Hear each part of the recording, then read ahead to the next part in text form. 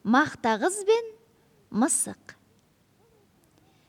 Бұл екеуі дос болып жүреді. Мақтағыз үйін жинап жүріп, бір мейіз тауып алады да, мысықты шақырады. Мысық келмейді. Қыз, келмесең келме деп, мейізді өзі жеп қояды. Жеп болған соң мысық келіп, неге шақырдың деп сұрайды. Мақтағыз айтпайды. Сонан соң мысық, ендеше қатығыңды төгем дейді.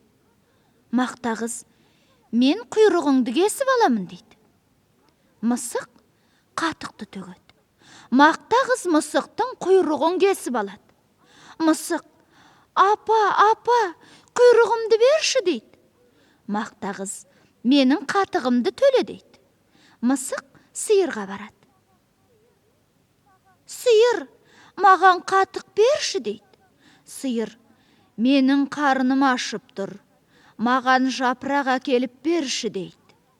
Мысық ағашқа барып, ағаш, жапырағыңды берші дейді.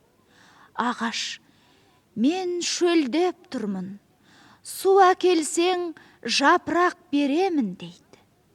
Мысық суға бара жатса, су әкеле жатқан қыздарды көреді. Қыздар, маған су беріңдерші дейді. Қыздар оған, бізге сағыз әкеліп берсең, біз саған су береміз дейді. Мысық дүкенге барады. Әй, дүкенші, маған сағыз берші дейді. Дүкенші, маған тұқым бер дейді. Мысық тауыққа барады. Тауық, маған тұқым берші дейді.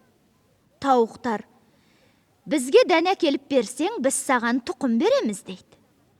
Мысық енді не қыламын деп бара жатса, бір үн қазып жатқан тышқанды көреді.